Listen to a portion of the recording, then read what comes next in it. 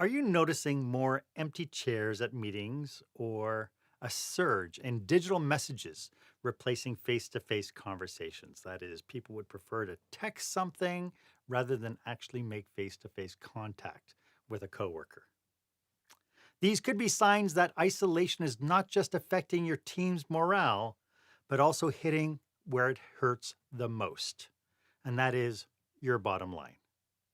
The fact is, we are lacking social connections at work, period. And it's hurting our businesses big time. And that's what we're talking about today on Marc Haine Live.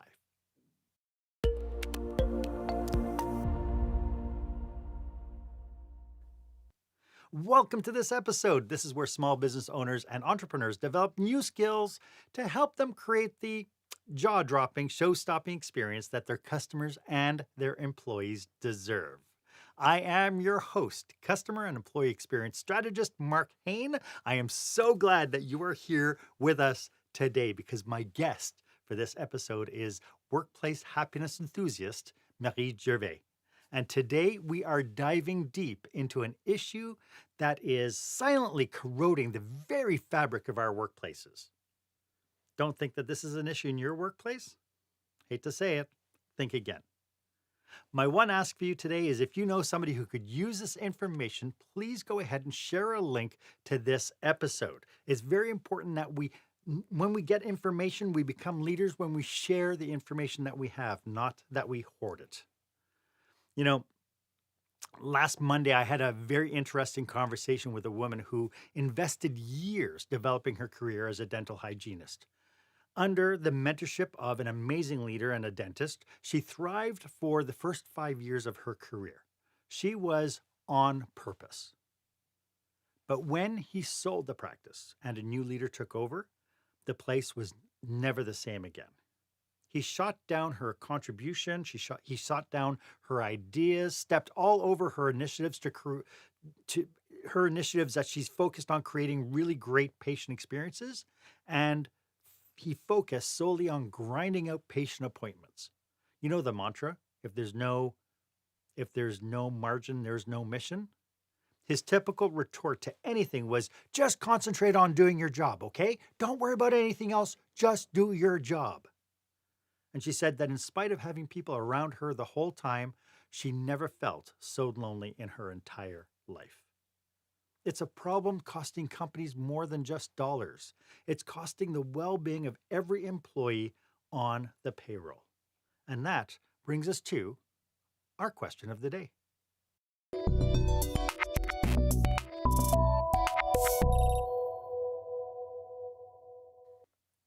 So, are you nurturing an environment that fosters genuine connections, or are you inadvertently contributing to a culture of isolation? This is not a yes no answer. This is something you really need to dig into because I have a sneaking suspicion that even if you think that you have an open culture of contributions and connection, you will find that there are people out on the margins who might not say that they are. So, what does your business look like? I'd love for you to be part of this conversation. Go ahead and post this podcast on your favorite social media channel, hashtag it Experience Leadership, and put your comments down. Would love to see the comments, would love to see your part of the conversation, and I'd love for you to share some of your experiences as well. As I mentioned, my guest today is a career trauma coach and stands at the forefront of transforming workplace environments. From emotional freedom techniques to career mapping, she not just coaches professionals, she is rewriting the narrative of what workplace happiness is all about. Marie Gervais is an author, a researcher, and a certified coach. Her approach blends the sacred, scientific, and experiential to help us navigate the often turbulent waters of modern work life. Whether she's helping you map your career path or breaking down emotional barriers, Marie brings a fresh, authoritative perspective to the complexities of workplace relationships. Marie is also going to be one of our featured speakers at the TEDx Strathcona Women's Conference coming up in June. Marie, welcome to the show. Thank you, Mark. It's an honor to be here, and that's the best intro I've ever had. I wish I could take it and put it in as the beginning of my podcast. Before we get down into today's topic, though, could you tell us a little bit about who your clients are and how you serve them? My clients are typically high-level professionals Okay. or managers. Some of them are managers, some are just high-level senior professionals. And they are typically type A personalities. They're really driven. They have a lot of expertise and they're stressed to the max. They have difficulties where they start avoiding things and they don't know why. They start to notice that they're having physical symptoms that they didn't have before, and that's usually when they come to me for coaching. And so it goes beyond what we're talking about today. What you coach is not just this idea of isolation and stuff. The whole idea of career trauma is much bigger, isn't it? Oh yes, yes. It. So Cor- could you just mhm. talk a little bit about this? Because when I saw your bio and you and I connected because we're organizing this TEDx talk, and I just thought this is something that people need to hear about. Talk a little bit about what career trauma is, and what are some of the things you do to help alleviate some of that. So career trauma is distressing or harmful experiences that people encounter in their professional lives that have a lasting negative effect on their well-being, their self-esteem, and their ability to function effectively in the workplace. And the experiences can be a one-time negative event, like, for example, being unexpectedly laid off, or it can be a series of cumulative events, like being ignored and discredited over time, and then pass over for promotion two or three times. Yeah, it's funny because the young lady that I was talking about at the very beginning, she's at the point in her career now where she's looking to step out of healthcare because she has so much trauma around working for these profit-driven dentists who are not patient-centric, and she's finding that there's a disparity between her value systems and their value systems. And this idea of just shutting people down constantly is just, it's made her look at her investment into the career of choice and saying, I can't do this anymore. Mhm. Yeah. And also thinking that there's a big values disconnect between what she sees as being her purpose and what she's being required to do, and Right, and that she's just told, "Don't think." But, when people say, "Don't think, just do what you've been assigned," nobody gets any meaning out of that. Nobody gets purpose out of that. right, right. I've alluded at so at the beginning of this episode, I alluded uh, to this within this episode about this idea of interpersonal relationships at work and this idea of loneliness. Can you describe the current state of interpersonal relationships in today's modern workplaces? Why are they deteriorating? Well, what we're seeing is a big addiction to devices. And then in addition to that, we're seeing people getting dopamine hits from constant referral back to their social media because that's what gives them a feeling of satisfaction because they don't have much purpose in their jobs, just like the dental hygienist you talked about. Mm, So that's part of it. The other thing is a general globalized anxiety around climate change, around the distress around the increasing number of significant wars that are all over the world. It's not just that every war is significant, but now it's looking like it's impacting every country all the time. And so that's a constant low level anxiety for people that causes them to feel isolated on its own. And then we have this developed this habit of being not not speaking to people, and then COVID made that worse. So not speaking to people, not speaking on the phone, and people will prefer to text. And I even did an entire coaching session with somebody who came to me for just a couple of sessions. I did an entire session with this woman where she was talking about an argument she had with her brother that had really caused her to not be able to function at work because it was such a huge argument. And then I found out that the entire argument took place over 3 days entirely by text. And wow, had they just had a conversation about it on the phone, it would have not exploded to the level that it did because you don't have multiple sensory influences around interpretations. you. Yeah, You can't pick up on people's faces. You can't ask how they're feeling. You can't say, "Oh, how did that land with you?" Because you just got text and you have nothing to do that. So that has increased the level of conflict in the workplace, and that makes people less likely to want to connect. And then you also have people working virtually remotely. I've spoken to a couple of engineers who told me that their team meetings every week by their managers are run by the manager who never shows his or her face. They're Hmm. just a black box, and they have never these engineering companies have never seen the face of their manager, and and and they typically all have their cameras off too. So you have no idea who's paying attention to what, and it feels very disconnected. And he's Yeah. experiencing the one that I was speaking to for the longest amount of time. He's experiencing so much anxiety and loneliness. He feels completely disconnected from the world. And it's imagine that your entire work experience is a bunch of black boxes, and then you work on your numbers and your drawings, and then more black boxes, and that's it. There's nothing human about it. Feels Hmm. awful to him. So, but we could also have issues where people suffer some definition of loneliness, even if they are in a packed workspace, with cubicles and lunch rooms and everything else. That loneliness isn't just because people are by themselves. Can you talk a little bit about that? What that might feel like or look like?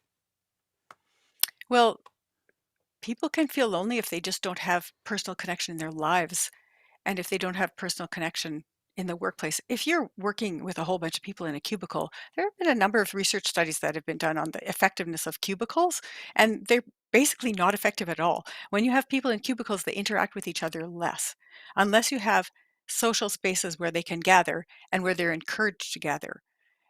One of the construction companies that I worked with, they had a beautiful lunchroom, and they actually rang a bell, like as if people were in school. They rang a bell and told everybody at 12 that they had to sign off and go to the lunchroom and eat their lunch and talk to people.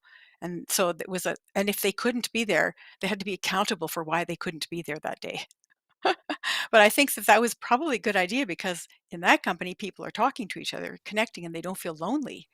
But Yes. in most other situations, people do feel lonely. Yeah. And you mentioned stuff that's going on in the world, and I can imagine that belief systems are being shaken to their core. Significantly. I mean, the Gaza-Palestinian war is one aspect of it that we're seeing flaring up all different in different areas. We're seeing, in the United States, we're seeing the Republican Democrat. The elections are on the throes, and so it seems like the more that we have kind of these internal conflicts, we don't seem to have a medium by which we can safely sit down and have really open, honest debate. And so instead, people just shut their mouths and just go, I'm not talking to that person. It's not just debate, it's just interest in each other. Mm, I before the pandemic, I was speaking with the first Black man who was appointed to the, national security, IT for US military. So he had a very stressful job. And they had a very low diversity index, and everybody pretty much looked the same and was about the same age. And he just, since he was the manager and he had some control over it, he just asked people to pick from a list of 5 questions to get to know everybody in the meeting. So if they're meeting with one person, pick one thing. So, like, mm, where did you grow up when you were a child? And do you have any fond memories of it?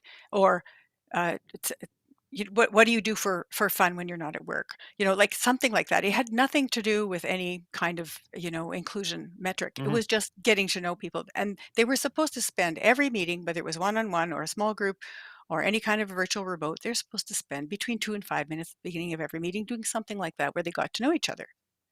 And by the end of 18 months, they had increased the type of person that was working for them by 13% and 24% by the end of 2 years, and they didn't do anything different, they just talked to each other, got to Mhm. know each other, and then they Yeah. started recommending people that they knew to come and work there, and of course, they had to go through very difficult, security screening and stuff like that, but it was Yeah. really interesting how just that interpersonal connection was so significant that it made people feel more inclusive.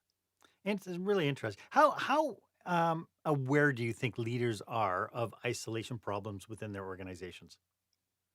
Well, I'm just guessing at this because I don't have anything to base it on, but Okay. it seems to be pretty low from my experience with people. Okay.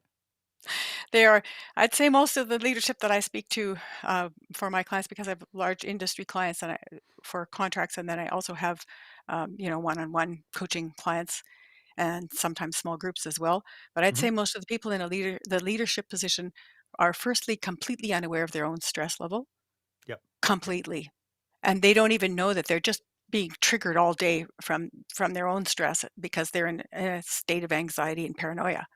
And so they're unaware of their own stress level and they're disconnecting more and more. And they think that they should push off anything that has to do with interpersonal to somebody else. It's not my job. Yes. I'm in charge of making the money and making sure the sales keep coming in and you guys get paid. So not my job. But if a I, leader does not show the example and isn't concerned about their people, nobody's going to follow.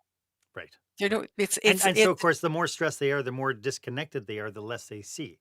So mhm. what are the common signs that a workplace is suffering from high levels of isolation among its staff? Because there's got to be some indicators.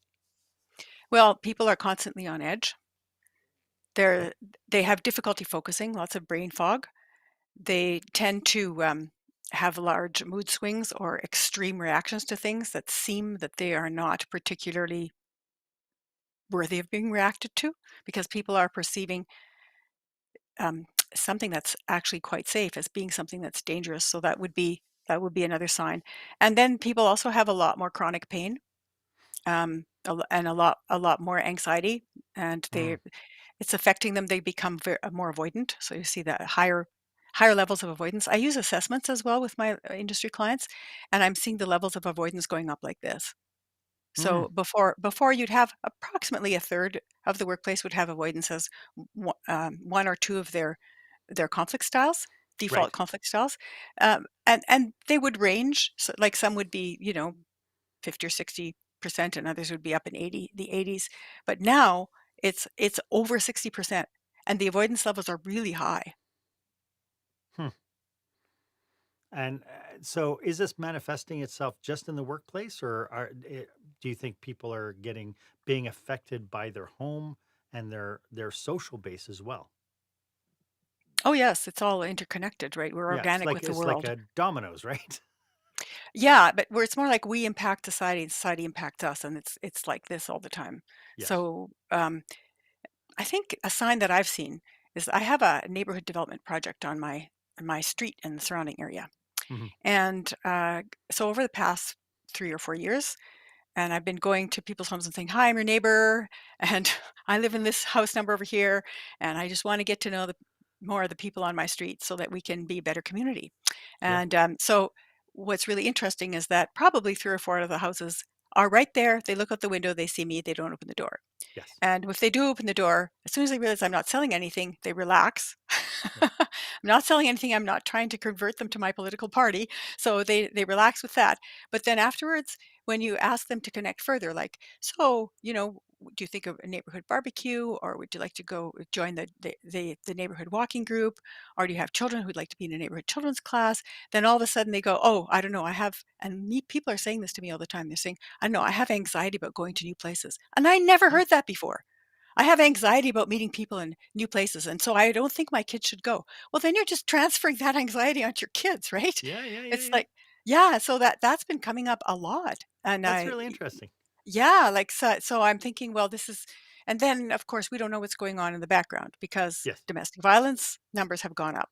Yep. So we don't know if they're just trying to protect themselves from the outside gaze for something Yes. that could be really detrimental. So those are also things that can be affecting people, and Yeah. Addictions have gone up like crazy, and especially the Yes. opioid crisis. So when you look at all that, it's surprising we're talking to each other at Well, all. and again, they all go side by side. If somebody's Hmm. isolated, then some of their behaviors become questionable because they don't have Yes. peers or they don't have a community that is setting the mores and the norms that they operate from. And so Hmm. people, I think porn has gone up as well. I saw some Oh, stat a couple of months ago that the propensity towards pornography has just skyrocketed. And it's like, which so we have all these people who aren't actually interacting with other human beings. No, and they can't, have a real relationship with people because of that. Right. Because Right. everything is based on something that doesn't ever exist and never has existed. It's Yes. somebody's fantasy that they've put together, Sure. and so then no human being could ever match up to that, and it's not real because it's not an authentic connection. You're not Right. actually learning about the other person, seeing the other person as a human being that's worth interacting with. And that causes a lot of youth to not want to go out with each other and go on dates. The Mm, incidence of youth going on dates has gone down so far that people are wondering why. The girls are saying that they're scared they're going to be hurt because of the influence of pornography, and they think someone's just going to try and strangle them from the yeah, time they meet yeah, them. that's There's, interesting. and the boys are scared they're going to lose their macho image and not be able to perform. And the whole thing is such a mess because it's just about people being friends with each other, knowing each other. Mhm, And mm. yeah, so we need to reconnect at the heart level and Well, ask I will people tell those you, more I will meaningful questions too.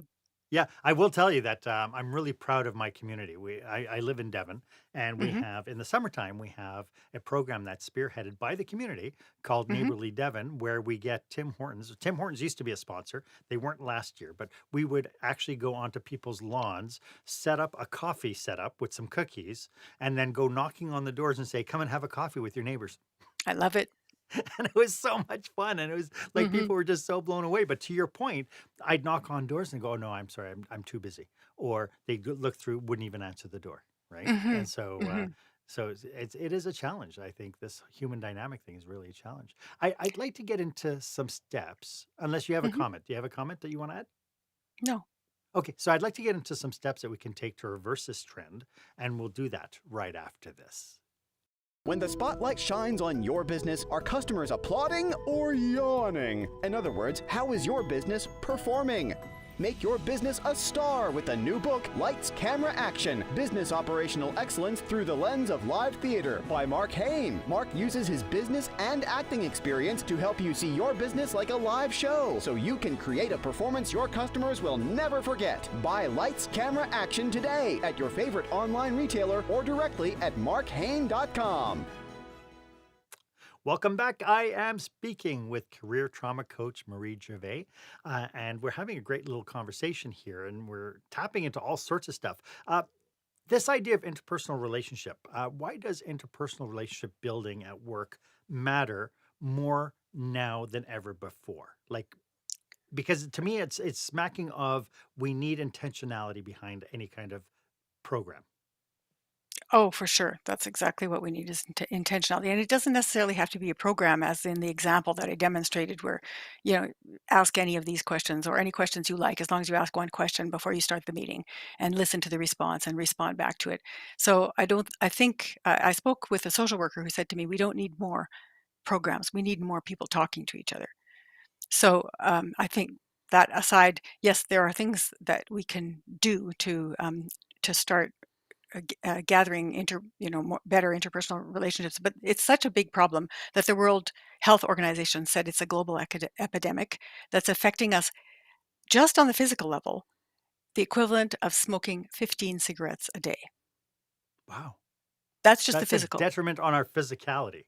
That's right, on our Wow. physical health, and cutting our lifespan down by 6 years. And so that's from the World Health. And then the Canadian Mental Health and Addictions Association put out a couple of reports.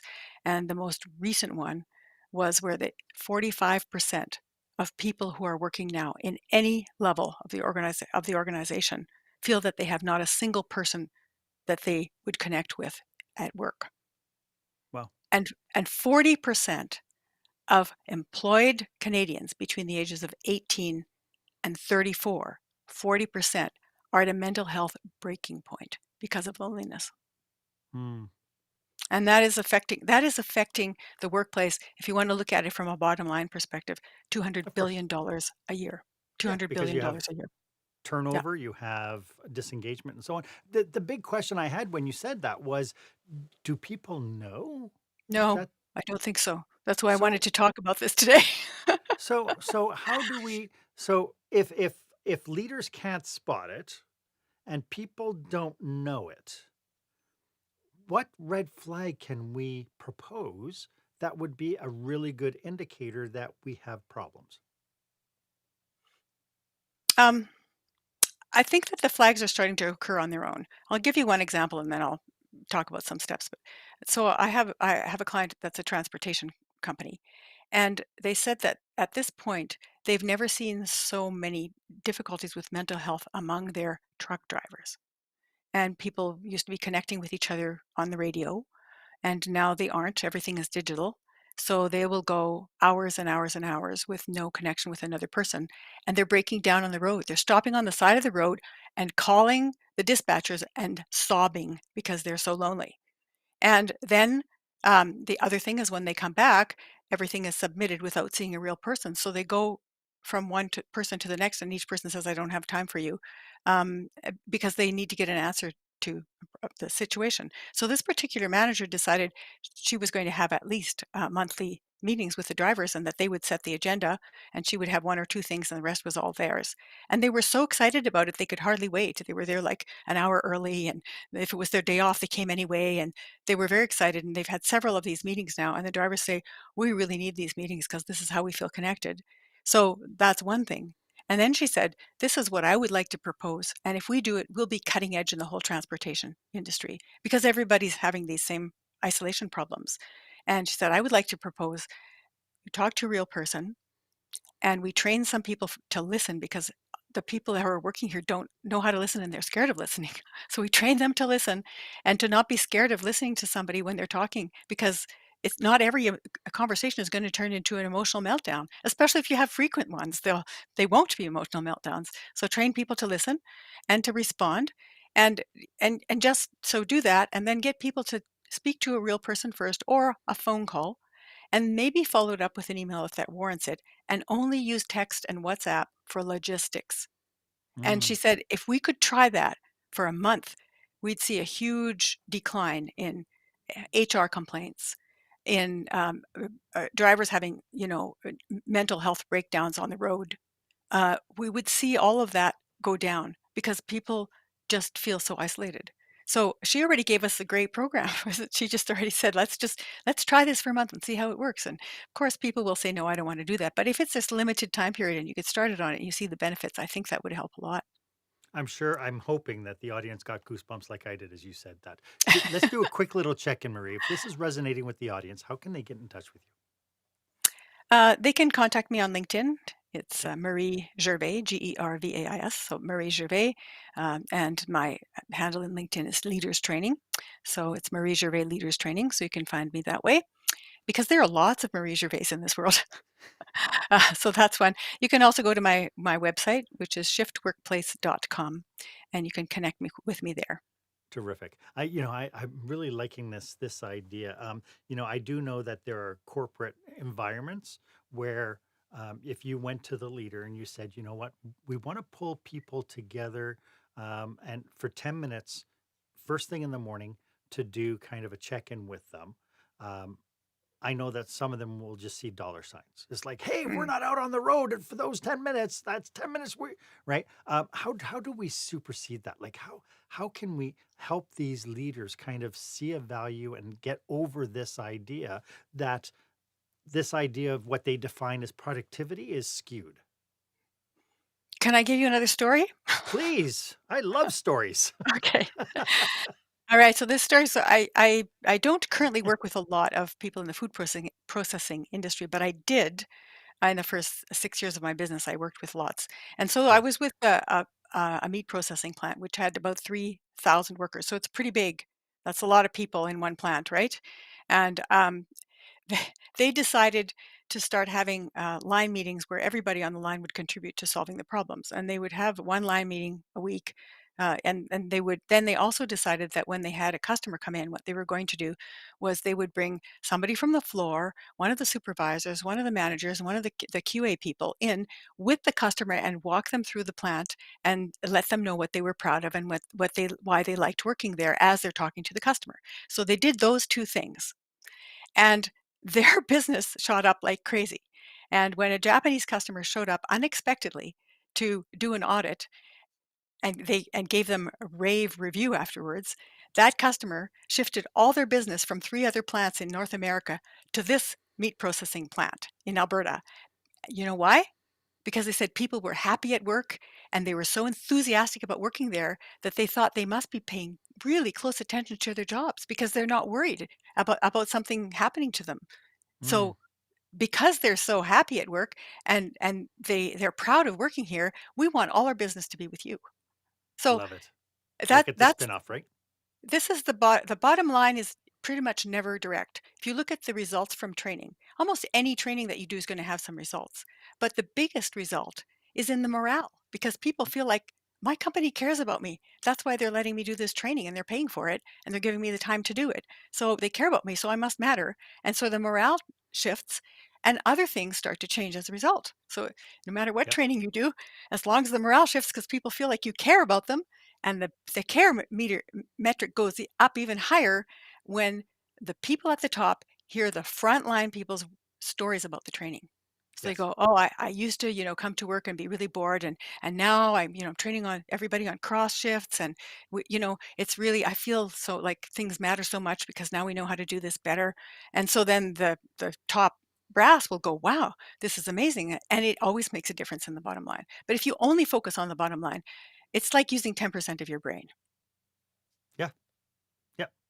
If we see how skewed it is, the industrial kind of age models, how skewed it is. If you're always focusing on the bottom lines, then you're never tapping into the magic of the people that you have on staff. Mhm. You just can't. You just the two don't coexist. So Mm. to your point, and what's interesting about this thing from the meatpacking plant, I firmly believe that if people say something, they believe it. And so, what happens is you get these people who are a positive role model on the line, and they like what they do and they're able to verbalize it. And so the more they talk about it, the more their coworkers start to talk about it. And the more they talk about it, the more they believe it. And it's kind of becomes a self-fulfilling prophecy of satisfaction.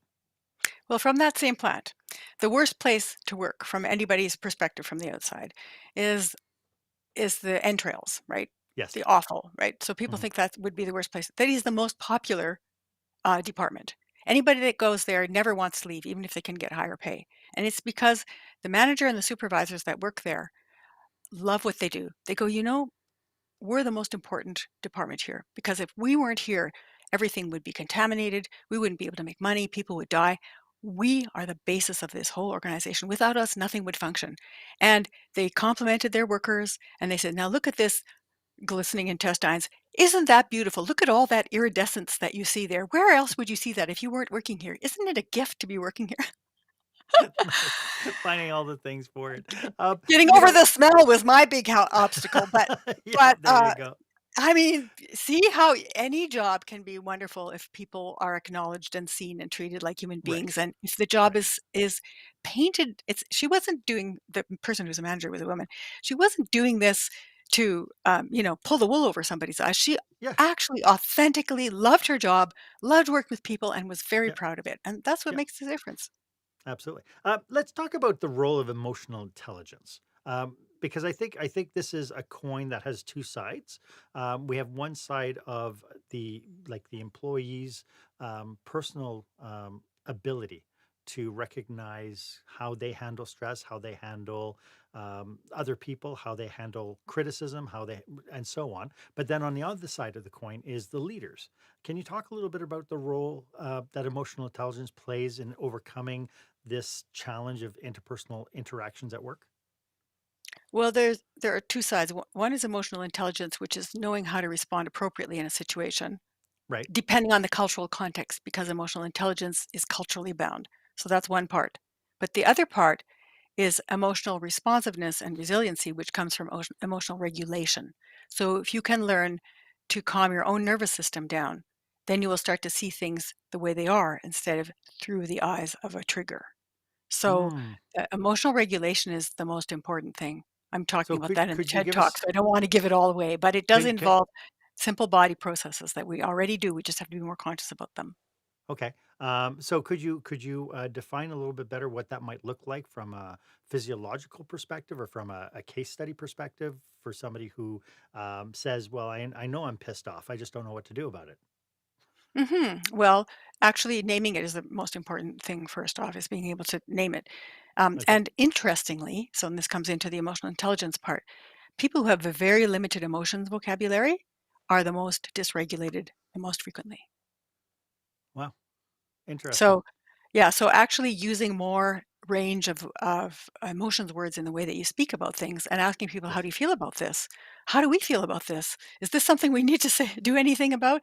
Um, that starts to create this sense that when you become aware of your emotions. One of the supervisors that I worked with said to me, I used to walk around with this big ball of sort of a glom of emotions that I wasn't identifying, and now I'm going, oh, I think I'm anxious. Oh, I'm excited today.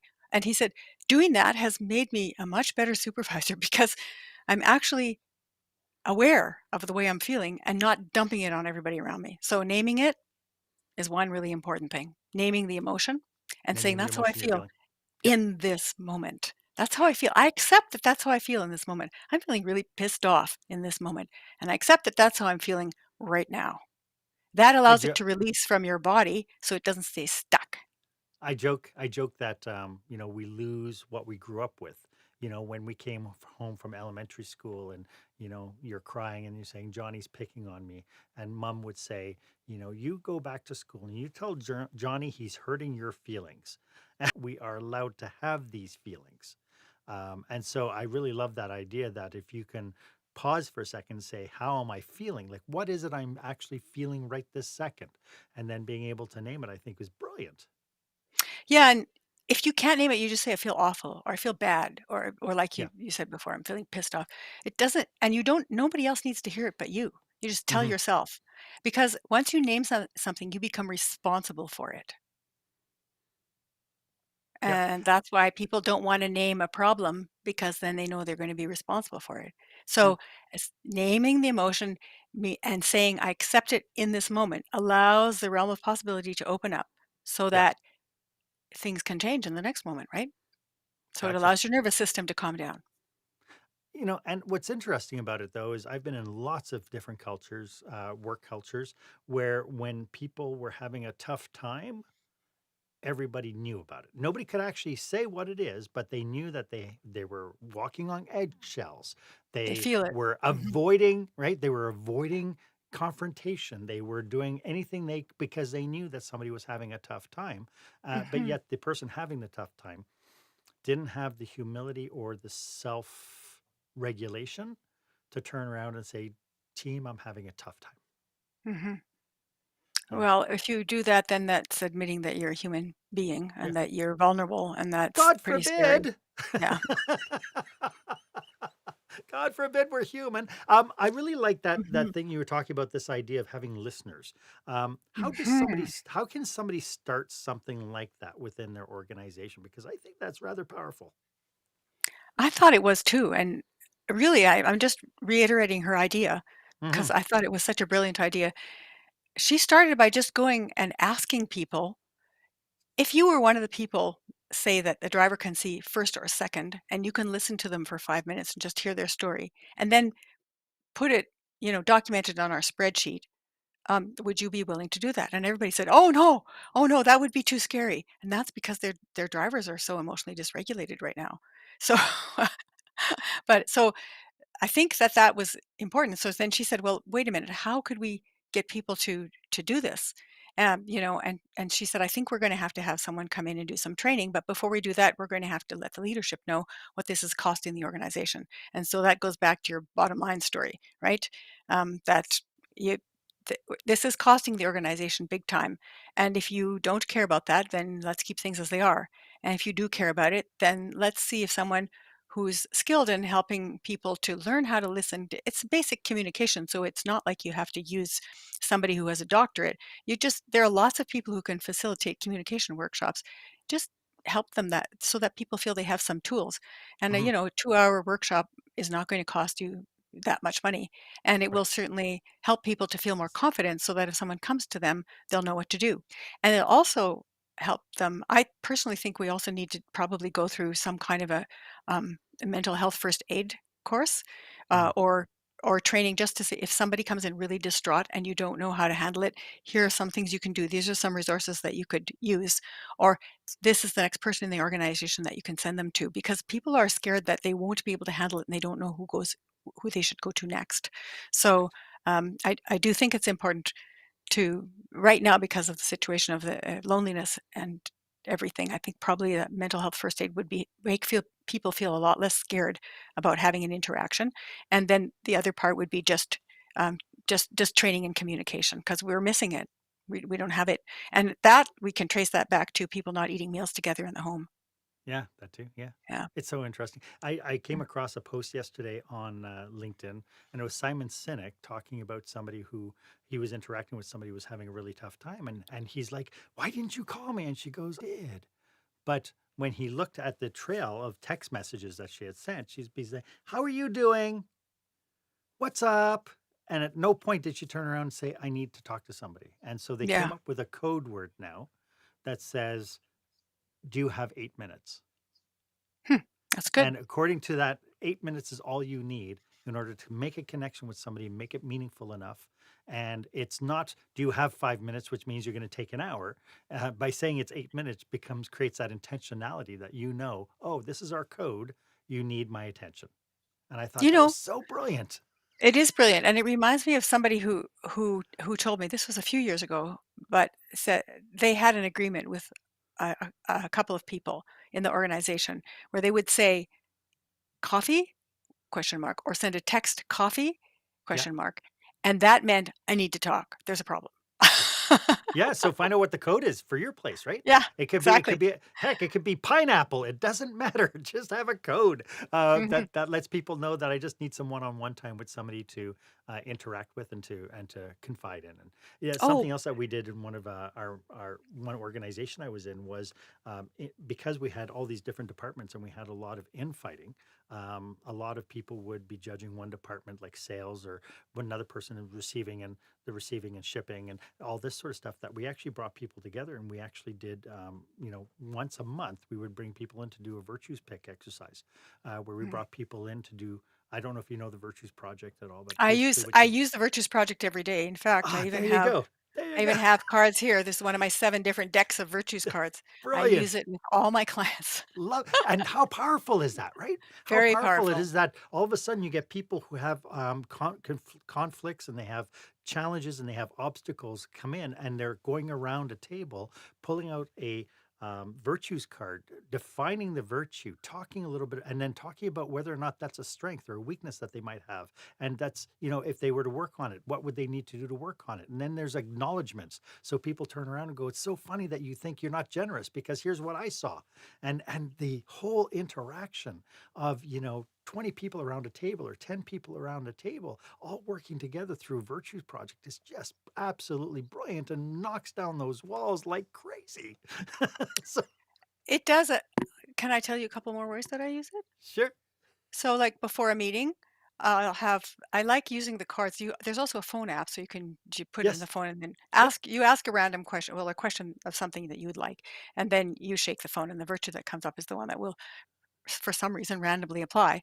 So you will what virtue would we need to practice during this meeting to get the best results? And then you just pick something out, and then I pick it out, and it says, I can't get the Oh, camera here. It's there you tact. go. Okay. Tact. Oh, so so then you'd read what the virtue is, tact, and then you'd say, so at the end of the meeting, let's give ourselves a report card on how we did with tact, right? Yes. So then it doesn't take much time, but it orients people towards the higher self so that they're starting, it's not just emotions, it's your noble purpose, right? So you start Yeah. moving towards your noble purpose. So that's one way to do it. You can also use it to solve problems by asking people to identify, they have a virtues list and they Yeah. identify one thing in a story that someone told them about an obstacle they'd overcome. Yeah. And so that's transformative in really high conflict situations. It really helps them. And Yeah. what I do at the end of a coaching session is I go, so let's do a virtues pick to find out what virtue would help you get closer to your goal. And then we pick one, and I say, what does that mean to you? And I also say, we wouldn't have that virtue if weren't already doing it. Right. So you're either already doing it, like your generosity example. You're Yeah. either already doing it and you just don't notice it, or you're doing it, but In in some this form. situation, you need to think about it more Yeah. intentionally, right? Yeah. So it's Yeah. never a deficit. We've already got it. We just have to make it I happen. love it. It's so good. Hey, when we come back, I'd like to talk about some pitfalls and some cautionaries because I'm always afraid when people get new information, it becomes the band-aid of the month. And so let's talk a little bit about that, and we'll do that right after this. Okay.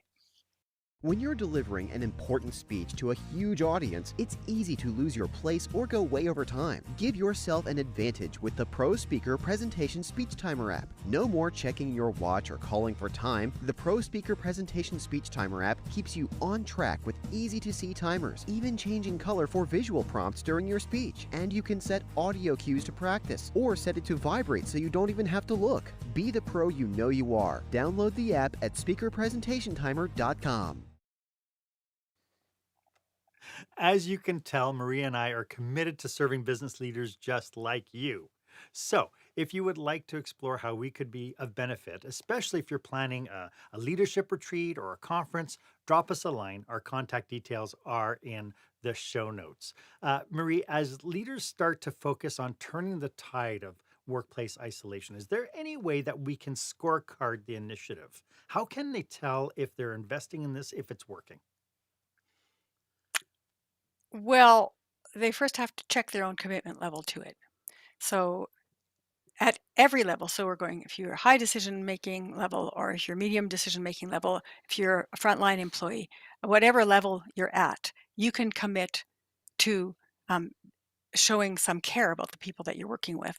And if you commit to doing that one time a day, it'll start to manifest throughout the organization. But you can also check your own commitment level. And this is something that I used when I was doing my EFT training, and you can use it to check your own resistance level too. So you can say, I commit to making one, giving one compliment a day to somebody in my workplace. So, and then you say, well, how committed am I? Well, I'd like to. I'll try it. I wish I could do it. That's the lowest commitment level. Hmm. Hmm. And if that's the lowest one, then you go, right now, I'm just at the I'd like to do it. And that's the level I'm at right now. I accept that that's where I'm at in this moment. The next one will be um, I want to. So then the desire is there, right? So you've got desire to do it. So the want to is the next commitment level. And then I will do it. I am doing it. I am doing it is that's proof that you're walking the talk, right? So Sure. that's the very top level. So you can check your own commitment level and say, I'm feeling kind of resistant to doing this right now because it's new to me, right? So I think I'm just at the wish or I'm at the want level. And I accept that, but that's where I'm at right now. And then what happens is that people unconsciously have already undone their resistance and they're already starting to do it. So this is the subjective way that you can work with it, but it's quite powerful. People make significant changes when they accept that they are just not doing something or they're at the very basic commitment Sure. level. They'll even come back and say things like, "Well, for 2 years, I've been scared of applying for a job, and now I've had 3 interviews and 1 job offer." Because because they accepted that they just were scared of it and they didn't wanna do it and they weren't committed to doing it. Sure. Then it just opened it up. So that's one thing. Um, the other thing they can do is they can pick something that they all agree could be a metric, like the IT securities manager I was telling you about, where he said, "We've got these 5 questions, and everybody ask 1 before each meeting, and we'll check in the first every week for the first month, and then every month, and see how this is working for you, and we'll do it for 3 months, and then we'll see." We'll evaluate Love it. it. So as soon as people have a deadline, a start and a finish, they feel so much better about it because if they think, "Oh no, this is going to be yet another, flavor of the month that everyone then we're going to jump off some other diving board into some other pool and I'm not on board," right? So if you give them a start and a finish and then afterwards evaluate and decide if they want to continue doing it and how, and that's just going to bring new ideas up. So I would say start with your own subjective commitment level and notice if you're feeling any resistance. I'm feeling resistant to this right now. I'm not sure why, but that's where I'm at this moment. It'll start to change. And then have some kind of a simple thing that where people could ask, one or two or three from a list, a personal question that allows them to connect with another person or to give them a compliment, one compliment a day, whatever your metric is. Mhm. Everyone has to agree that that's going to be a metric they want to try and then give them a start and a finish. And I think that's going to get you going. It doesn't have to be more complicated than that. Get started. How does a leader overcome kind of the um, challenge of something is brand new? This sounds really woo woo, so I really don't want to participate. How do they overcome that kind of mindset within their team? Within their team or within Yeah, themselves. within their team. Like if a leader, if a middle manager or even a CEO is listening to this and saying, "Yeah, I want to put something in place," but they're going to get resistance because it's like, "Ah, you're just starting something brand new again, and my Mhm, life is mhm, stressful," and they get that pushback. mhm. How can they mitigate that? You can say, well, that's fine. You could admit that you're feeling resistant right now and that you're not ready to start trying it. We'll just watch, see what's happening with those that are ready to try it. Yeah, and No then obligation. see what the spin. Yeah. So what you're saying is don't force it. Let people Right. be people and do the people who are willing to do it, and let the spin off itself attract the people who are going to have the Mhm. fear of missing out. Yeah, and let Love that. people know you're in control of this. That makes It's an sense. initiative that you could benefit from, but if you're not willing to get started on this, that's fine. We can accept that. Different people have different levels of, openness to trying new ideas, and we're okay with Yeah. that. So then Perfect. people don't feel so scared anymore. Yeah. Cautionaries. Anything that people should be on the lookout for. Yeah. Are there Does any that help? Does cautionaries? that help? Yeah, is there anything that people should be out for when they go out and try to push a program through? Any things they should avoid doing in order to blow up in their face? Well, first, don't push a program. You have Just to exactly what prepare we it. just said. Yeah. Yeah, you have to prepare it first. So this is what I'm thinking of doing. What's your input? What Yep. what would you like to add? This is like me getting this TED Talk going. Hmm. I've now presented it to several different groups online. Next, I'm going to do to people, live people, and Yeah. each time they give me feedback, and I go, "Wow, I would never have thought of that on my own. Thank you." Right? Yeah. So, but in a lot of organizations, people go, this is right, and we're just going to push it through." But it never works when you do that. It's more like, Yeah. "This is what we're thinking of doing. What's your input?" So gather the feedback, gather the input, and listen to it. Make adjustments, and say, "Okay, now here's phase two. What do you think about this? When do you think we could try this part of it?" So gradually you're building safety in people's nervous systems, so that they're not feeling like this is being done to them.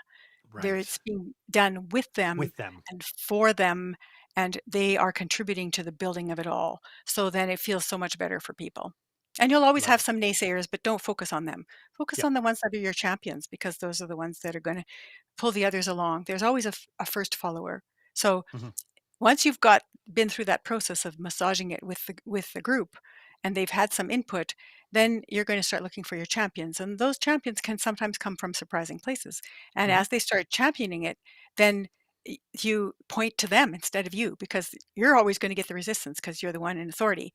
But that first follower is the one who's get the second follower, and then there's a whole group of followers, and that's what you need to focus on, is getting more followers. Love that. Marie, this has been such a great discussion. Do you have any last thoughts about what we've been talking about today? mm, I think I've talked enough. As we wrap up, is there a magical beam of wisdom that you'd like to share? The thing that's coming to mind is that we are organic with the world. This is Okay, you and me, and this is the world, and we are interacting constantly. We are influencing and being influenced. And if we can accept that, then we're going to move forward with connecting with each other. love it. Could you remind everybody one more time how they can get a hold of you? Connect with me on LinkedIn, Marie Gervais Leaders Training, or you can go to my website, shiftworkplace.com. Thank you so much, Marie. This has been brilliant. Thank you so much for sharing your passion and your expertise with us. It has absolutely been a brilliant light. Thank you for sharing with us. Thank you. I appreciate it. Why don't you let me know if this was of value to you? As always, my offer stands. If you would like 30 minutes of my time to brainstorm your business with you and your team, book a time on my online calendar. The link is in the show notes. It's the one that's marked meetwith.marchaine.com. It would be my honor to be of service to you. And while you're at it, why don't you go ahead and leave a review or comment about this episode? I'd love to get your feedback. Was this of value to you? And of course, if you haven't done so yet, I got to put it out there. Why don't you make sure you subscribe to this podcast? Click the button. Make sure that you subscribe, because then you'll get notification when I bring you new content each and every week. Thank you so much for joining me today. My name is Marc Haine. I hope you stay safe, stay healthy, and I hope you dare to be the exception.